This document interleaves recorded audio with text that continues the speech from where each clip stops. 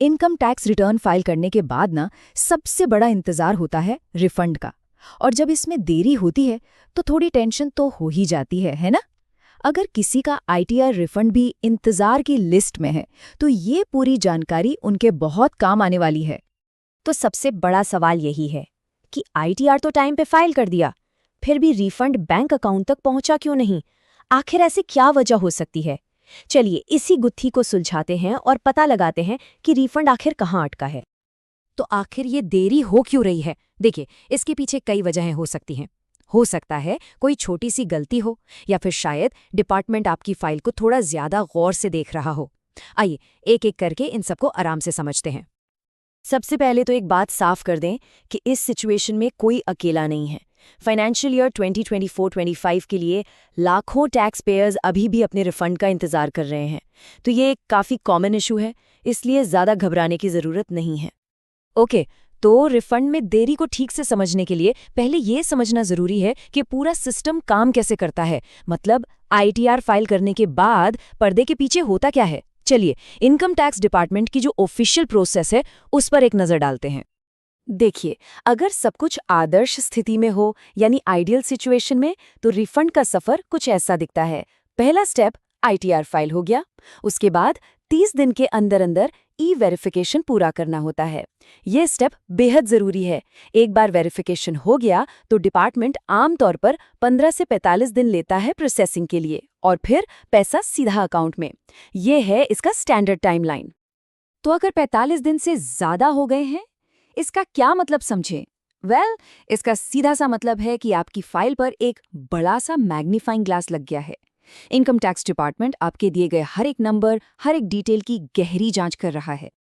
चलिए अब उन कॉमन रीजंस पर आते हैं जिनकी वजह से रिफंड की गाड़ी अक्सर पटरी से उतर जाती है या धीमी पड़ जाती है। सबसे पहली और सच कहूं तो सबसे आम गलती, ई वेरिफिकेशन। इसको ऐसे समझिए मानो किसी ने एक जरूरी चिट्ठी तो लिख दी पर उस पर साइन करना ही भूल गए। अब बताइए, क्या वो लेटर वैलिड माना जाएगा? बिल्कुल नहीं। ई वेरिफिकेशन भी आईटीआर पर आपके डिजिटल सिग्नेचर जैसा ही है। इसके बिना आपकी फाइलिंग अधूरी है, इनवैलिड है। और ये नंबर 30 दिन, इसे अच्छे से याद रखिए। आईटीआर फाइल करने के बाद सिर्फ और सिर्फ 30 दिन मिलते हैं इसे वेरीफाई करने के लिए। अगर ये डेडलाइन निकल गई तो समझ लीजिए सारी मेहनत बेकार हो सकती है। तो अगर किसी से ये 30 दिन की डेडलाइन मिस हो गई तो फिर क्या?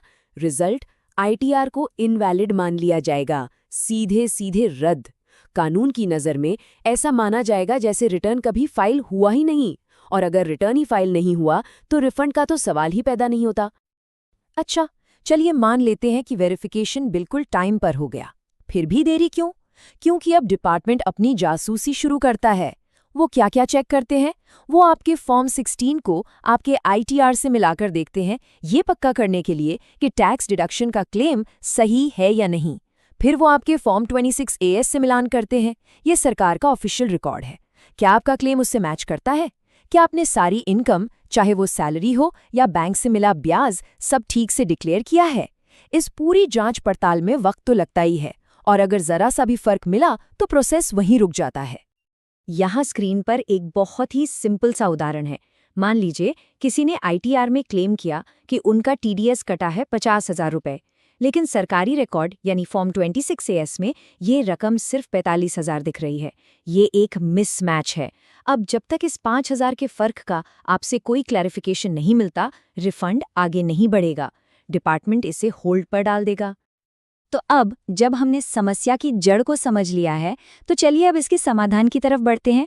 इसमें सबसे पहला कदम है खुद जाकर अपनी फाइल का स्टेटस पता करना।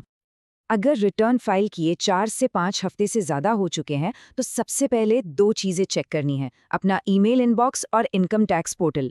बहुत मुमकिन है कि डिपार्टमेंट ने आपसे कोई जानकारी मांगने के लिए कोई नोटिस या ईमेल भेजा हो। तो स्टेटस चेक करना कैसे है? ये स्टेप्स बहुत आसान है।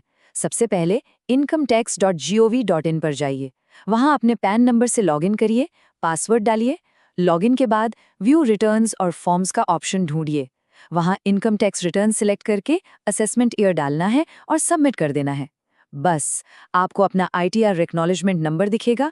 उस पर क्लिक करते ही आपकी फाइल का पूरा स्टेटस सामने आ जाएगा। एक और तरीका भी है। आप अपना फॉर्म 26AS भी चेक कर सकते हैं। याद है ना, ये सरकार के पास आपके टैक्स का पूरा हिसाब किताब है। इसके अंदर टैक्स क्रेडिट स्टेटमेंट सेक्शन में भी रिफंड का स्टेटस दिख जाता है, तो ये एक अच्छा बैकअप ऑप्शन है। अच्छा, स्टेटस चेक करते वक्त अगर आपको नो रिकॉर्ड्स फाउंड जैसा कोई मैसेज दिखे तो घबराना बिल्कुल नहीं है। 90% केसेस में इसका एक ही मतलब होता है, आपके बैंक अकाउंट डिटेल्स में कोई ना कोई गड़बड़ है। हो सकता है अकाउंट नंबर गलत टाइप हो गया हो या IFSC कोड बदल गया हो। ये एक साफ इशारा है कि पोर्टल पर जाकर अपने बैंक डिटेल्स को दोबारा चेक करिए और अगर ज़रूरी है तो अपडेट कीजिए। ओके, मान लेते हैं कि सब कुछ चेक कर लिया, स्टेटस भी देख लिया, लेकिन फिर भी कोई रास्ता नहीं मिल रहा। तो अब सवाल उठता है कि अपनी बात डिपार्टमेंट तक कैसे पहुंचाएं? शिकायत कहाँ और कैसे करें? तो ये रहा आपका एक्शन प्लान। अगर आपको तुरंत किसी से बात करनी है तो हेल्पलाइन नंबर 180010344555 पर कॉल कर सकते हैं। अगर आपको हर चीज़ का लिखित रिकॉर्ड रखना पसंद है तो ईमेल एक बहुत अच्छा ऑप्शन है। वैसे सबसे प्रभावी तरीका होता है पोर्टल पर ही एक ग्रीवेंस यानी शिकायत फाइल करना, क्योंकि उसका एक परमानेंट डिजिटल रिकॉर्ड बन जाता है। और अगर इन सब से भी बात ना बने तो अपने लोकल इनकम टैक्स ऑफिस जाना आखिरी विकल्प है। तो इस पूरी चर्चा का सार क्या निकला? देखिए, सार बस इतना सा है कि जानकारी ही ताकत है। जब आप पूरे प्रोसेस को समझते हैं तो आप सिर्फ एक बेबस इंतजार करने वाले नहीं रहते, बल्कि आप एक प्रोएक्टिव समाधान ढूंढने वाले बन जाते हैं। कंट्रोल आपके हाथ में आ जाता है। और आखिर में बस एक सवाल, जिस बारीकी से इनकम टैक्स डिपार्टमेंट हमारे हर ट्रांजैक्शन और इनकम की जांच करता है, क्या हम खुद अपने फाइनेंसेस को उतनी ही सावधानी से ट्रैक और मैनेज करते हैं? शायद ये रिफंड का इंतजार हमें अपने फाइनेंस